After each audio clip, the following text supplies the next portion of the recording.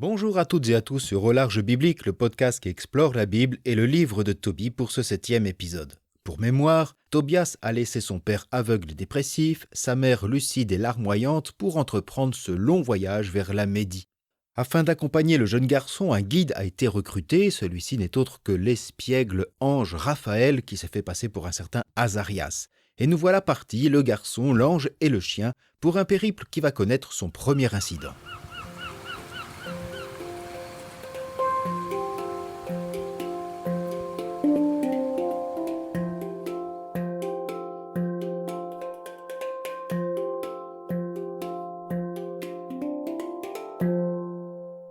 Le garçon partit et l'ange avec lui, le chien aussi partit avec lui et les accompagna. Ils firent donc route tous les deux.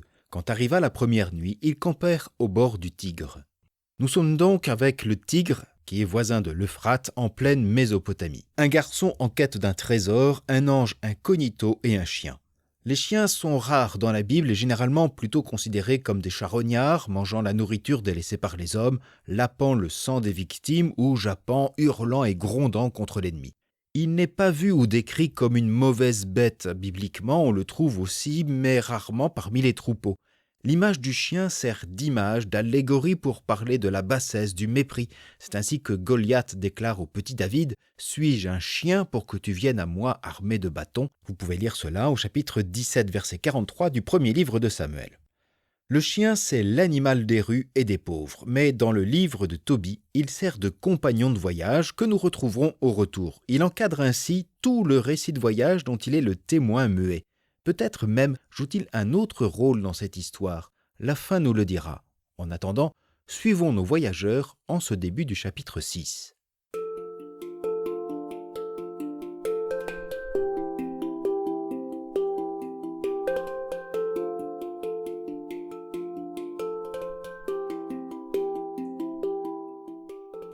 Quand arriva la première nuit, ils campèrent au bord du Tigre. Le garçon descendit se laver les pieds dans le Tigre.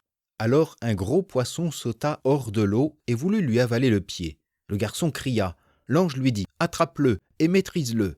Le garçon se rendit maître du poisson et le tira à terre. L'ange lui dit « Ouvre-le, enlève-lui le fiel, le cœur et le foie. Mets-les de côté, puis jette les entrailles. En effet, ce fiel, ce cœur et ce foie sont très utiles comme remède. » Le garçon ouvrit le poisson et recueillit le fiel, le cœur et le foie, puis il fit griller un peu du reste qu'il mangea, et il en mit à saler.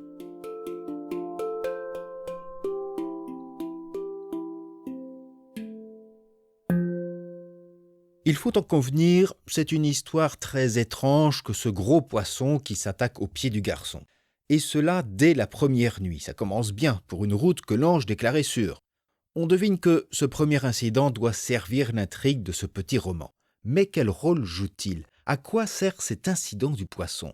Cela reste encore mystérieux, même si l'on peut présupposer quelques lectures. On peut voir un épisode initiatique, une mise en abîme, mais aussi un élément de dramatisation.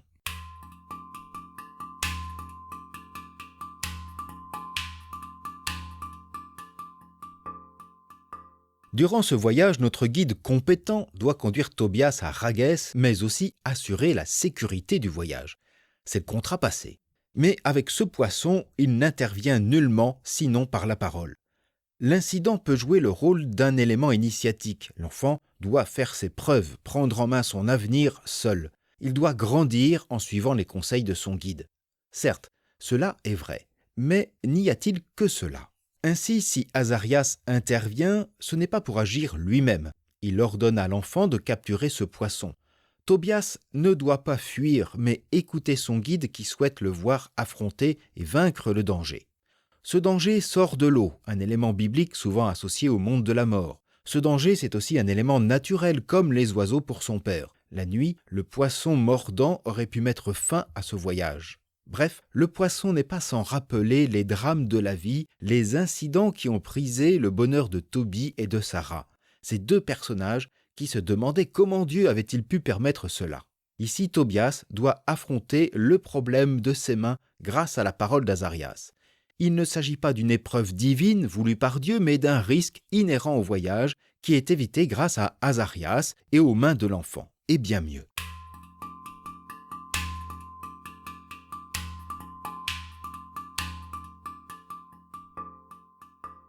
Ce gros poisson, symbole de danger, ce poisson vaincu devient un instrument salvateur. De cette mort, peut-on dire, renaît une vie, et la nuit fera place au jour. Finalement, grâce à la parole d'Azarias, le danger lui-même devient œuvre de salut. L'ange lui demande de mettre à part le fiel, le cœur et le foie en guise de remède, mais sans donner plus d'explications à Tobias. On y reviendra. Pour le moment, Tobias sait que le premier profit de ce poisson, c'est la nourriture pour le repas et pour la suite du voyage. On en mange le soir et on sale ce qui reste en vue de le conserver pour la route. Ce petit épisode est en quelque sorte une parabole dans la parabole, une mise en abîme.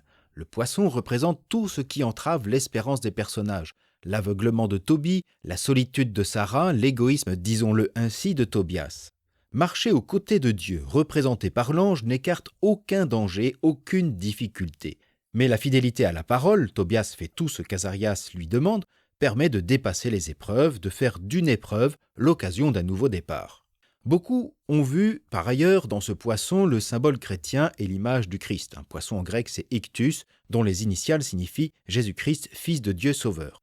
Mais il faut être prudent. Le contexte d'une agression rend difficile une telle interprétation chrétienne. Cependant, le parallèle est tentant. Comme le poisson apparaît tel un échec, un danger, la croix, échec apparent du Christ, tend aussi vers la résurrection. Mais ce n'est pas l'intention première de l'auteur et notre histoire de poisson n'est pas tout à fait terminée.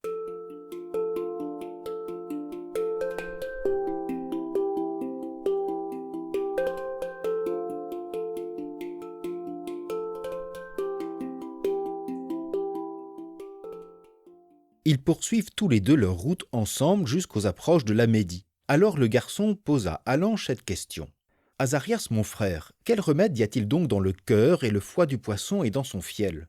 Il lui répondit « Le cœur et le foie du poisson, tu en fais monter la fumée devant l'homme ou la femme qu'attaque un démon ou un esprit mauvais. Toute attaque sera écartée.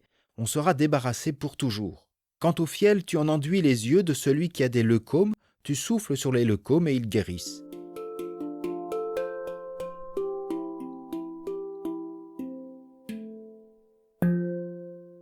Pendant ce voyage, Azarias en profite ici pour éduquer, former Tobias. Celui-ci apprend de l'ange l'usage médicinal du poisson et Azarias anticipe déjà la guérison de Sarah sans en faire écho. Ce n'est que plus tard qu'il informera Tobias de l'existence de la jeune fille. L'épisode du poisson donne au lecteur une clé supplémentaire pour connaître le dénouement. Nous savions que cet Azarias, qui n'est autre que l'ange Raphaël, était chargé de guérir Tobie et Sarah. Mais nous ne savions pas de quelle manière. Maintenant, nous devinons que l'ange n'interviendra pas seul ni directement.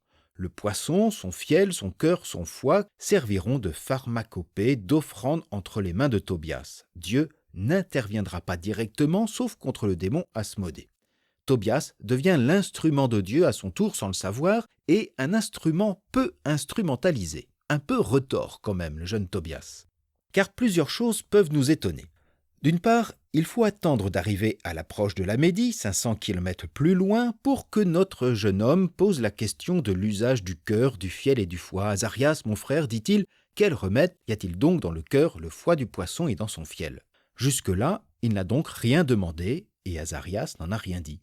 De même, ce dernier ne mentionne nullement le nom du père, Tobie, qui souffre, lui, de leucome, justement. Pire encore, Tobias ne réagit même pas à cette pharmacopée, ni n'exprime de retourner vers son père au plus vite pour le guérir. Tobias ne semble pas faire le lien entre le fiel et la maladie de son père. Serait-il encore obnubilé par les 10 talents d'argent, sa priorité ? Si le père est aveugle, le fils serait-il sourd ?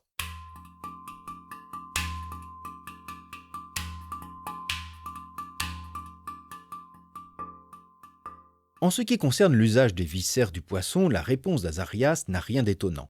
L'utilisation de fiel de poisson était connue pour ses vertus curatives dans le domaine ophtalmologique.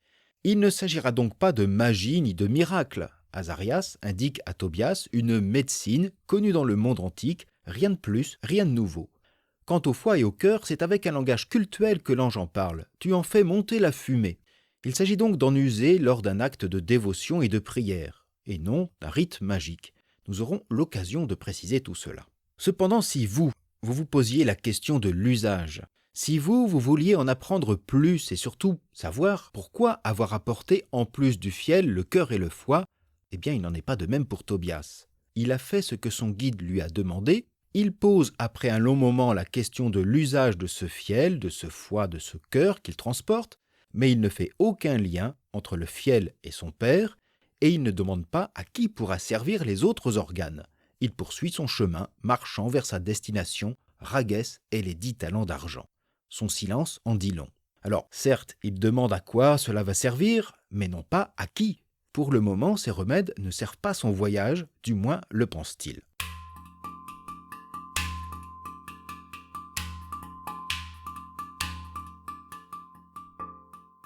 Azarias est celui qui suscite la liberté de Tobias. On ne peut pas dire qu'il s'impose. Il conseille à Tobias de maîtriser ce poisson, de le prendre en main, d'en garder certaines parties pour les repas et les soins. Mais c'est tout.